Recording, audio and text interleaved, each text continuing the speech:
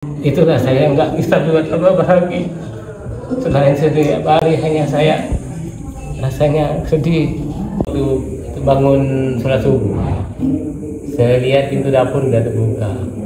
Beras hilang, beras bakar pemberian orang, roti, susu, pokoknya ando, pakaian satu tas sama kakak, KTP, akte kelahiran Nadia hilang. Sendal jepit ando, yang aku cuma sama putri.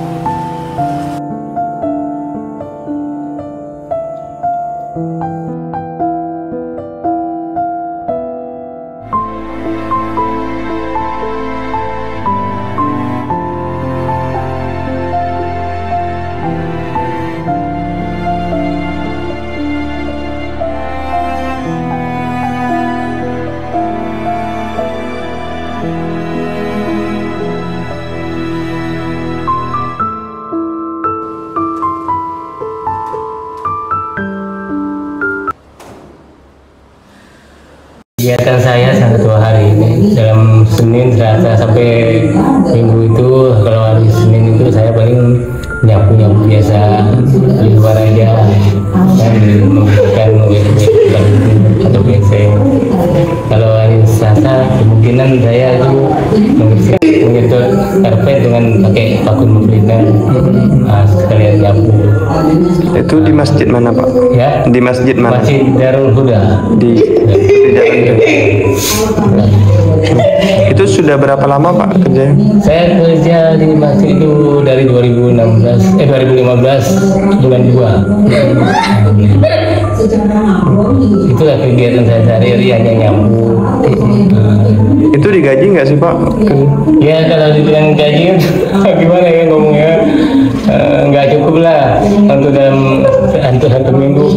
Berapa sih Pak? Hanya sudah 400 dalam sebulan 400. Hanya untuk menutupi kebutuhan sehari.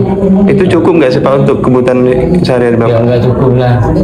Sekarang barang-barang udah berapa berat. Hitungkannya aja lah, kalau satu hari itu kan pengeluaran 10.000 aja lah. Sebulan itu udah 300.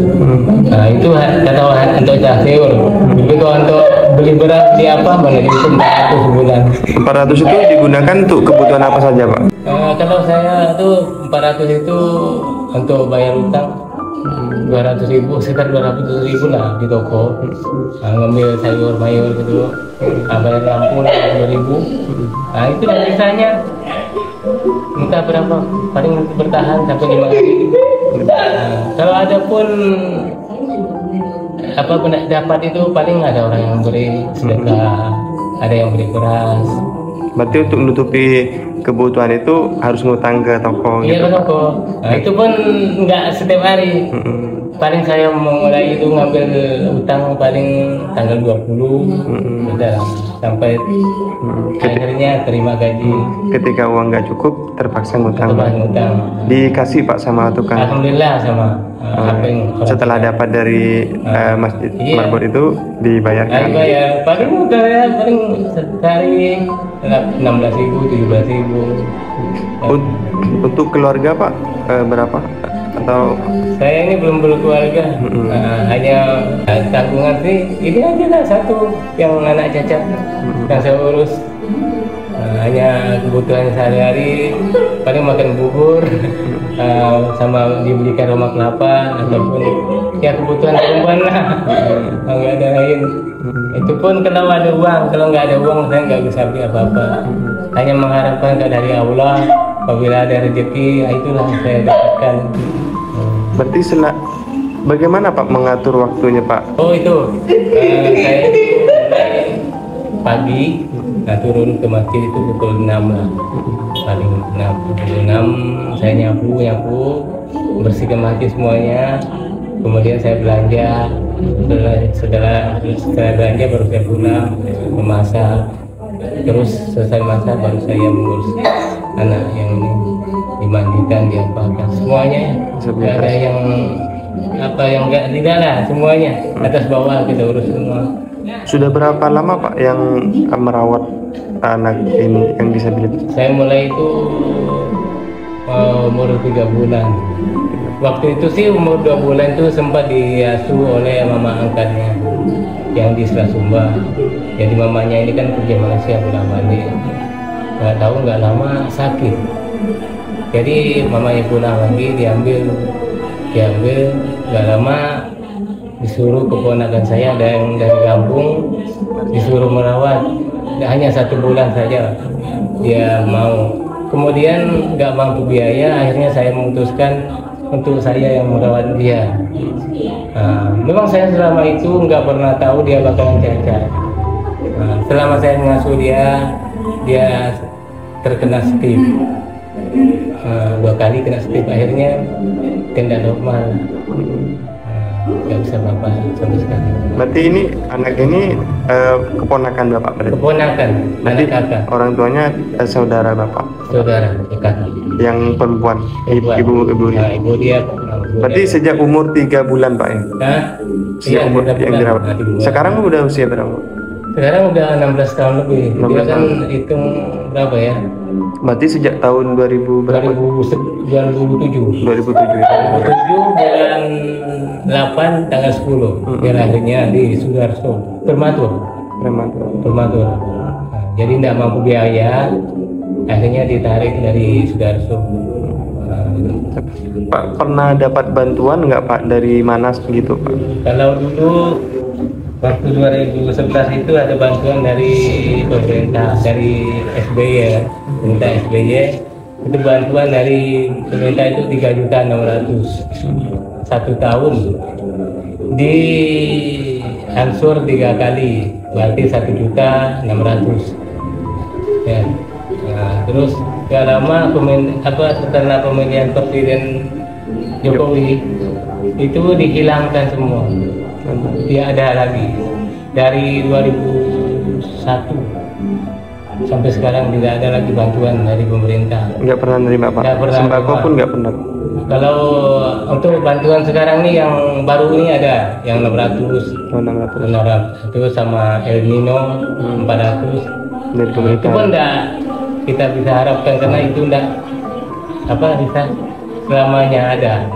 Nah itu kan semuanya pemerintah. Berarti selain dari pemerintah Pak ada bantuan di luar? Ada lagi paling kalau ada orang mau memberi, kadang-kadang datang orang ngasih makanan untuk ini kue. Kalau paling hari belum puasa adalah beri beras. Tapi kalau duit sih susah. Nggak ada. 2007 Pak ya yang merawat ini ya. Dan bertugas sebagai marbot sejak 2016. Saya ini sekarang ini gelisah. Karena gelisah itu karena apa? Saya nggak bisa mendapatkan kebebasan hidup saya seperti orang-orang lain. Selesai sholat bisa beraktivitas di luar, bergaul, kebebasan lah di dunia luar. Karena saya ini harus merawat yang tidak normal, sangat-sangat menyedihkan. Waktu istirahat saya hanya selesai zuhur. Selesai zuhur aja, tidak ada. Setelah itu saya harus kerja terus-terusan. Gak ada waktu saya untuk beristirahat selain zuhur. Itu aja, gak ada. Jadi rasanya ingin sekali mendapatkan kebebasan saya. Ada saja dia ini bisa diterima panti asuhan, mungkin udah lama diterima panti asuhan. Jangan panti asuhan orang tua aja tidak mau terima. Hanya saya aja. Saya malu saya kenapa? Waktu saya mandikan dia, waktu saya membasuh kencingnya, itu yang membuat saya marah dan jengkel, rasa malu. Itulah saya nggak bisa buat apa lagi. Selain setiap hari hanya saya rasanya sedih dan rasanya nggak bisa membuat apa-apa lagi selain mengurus dia.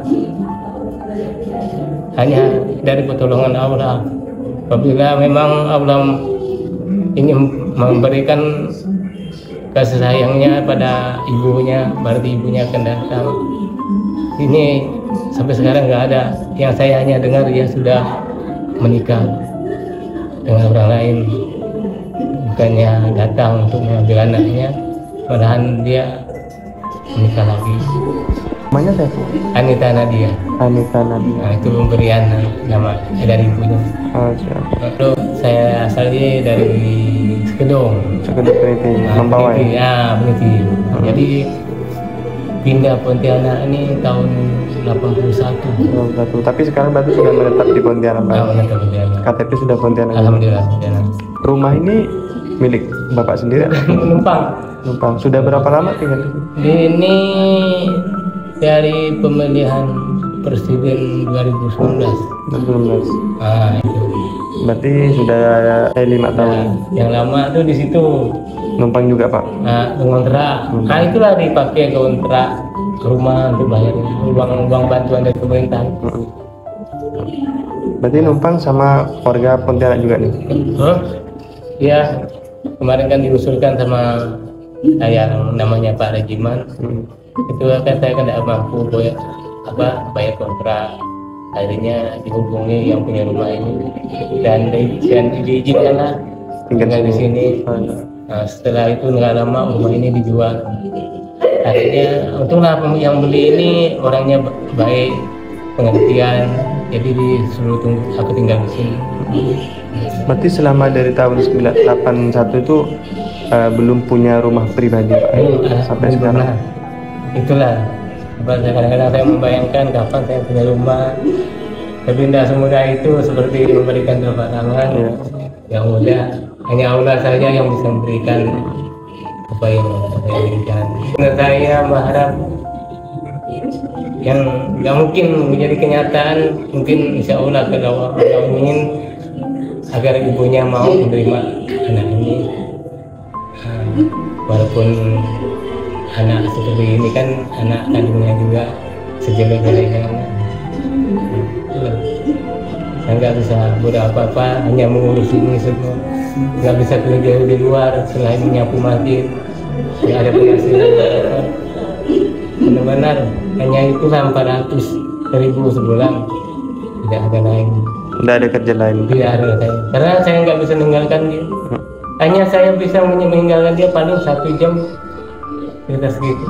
Kadang-kadang ada acara di masjid, rapat, pulang tak pulang jam 10 malam. Nah, itu sedih. Apa pikiran tuh nggak karuan. Nggak tenang ya? Nggak tenang memikirkan meninggalkan dia. Jarak tempuh dari sini ke masjid, dari rumah Bapak ke masjid berapa? Ya sekitar 4 menit, 5 menit. Nyampe ya? Nah, nyampe. Di